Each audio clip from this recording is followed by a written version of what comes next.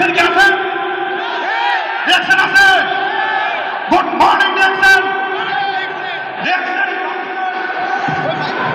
জোরে হবে। DXN Bangladesh, DXN Bangladesh, DXN Bangladesh.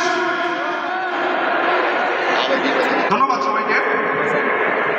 আমি আরসুল হাকিম, আমার হোম ডিস্ট্রিক্ট রাজবাড়ী জেলা। বেসিক্যালি আমি একজন স্টুডেন্ট। শোনা যায়? কথা শোনা যায়? হ্যালো, এবার সে শোনা যায়? আমি এখনো পড়ালেখা করছি, অনার্স সেকেন্ড ইয়ার। আজ থেকে 3 বছর আগে আমার ডিএক্সএন এর জার্নি শুরু হয়েছিল এবং আমার আপলাইন আকরাম হোসেন অনিক স্যার, যার ছোট্ট একটা ইনভাইটে আমি ডিএক্সএন এ যুক্ত হই। আজকের এই প্রোগ্রামে আমি আমার আপলাইনকে ধন্যবাদ দিতে চাই এবং আমার আপলাইন আকরাম স্যারের জন্য একটু করতালি হবে, যার ইনভাইটে আমি ডিএক্সএন এসেছি।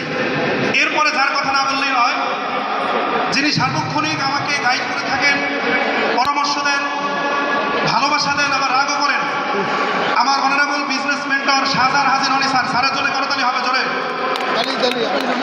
And finally thanks our DXN Bangladesh Management, Deshan Bangladesh Private Limited, DXN Bangladesh Management এর জন্য করতালি হবে জোরে।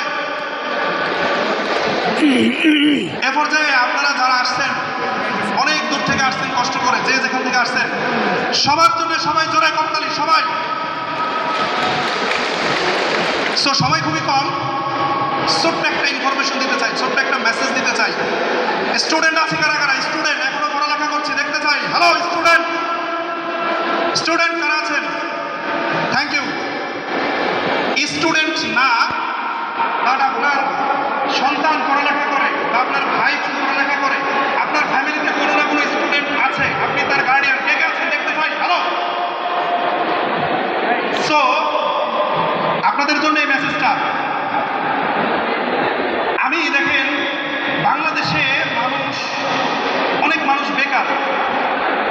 বেকারত্ব একটা বড় প্রবলেম বাংলাদেশে, রাইট অর রং? কেন সমস্যা দাঁড় করানো হয়? বাংলাদেশে জনসংখ্যা অনেক বেশি, এই কারণে বেকার। কিন্তু আমি আজিজুল হাকিম, আমার দৃষ্টিভঙ্গি এমন ছিল যে যেখানে জনসংখ্যা বেশি সেখানে অপরচুনিটি বেশি।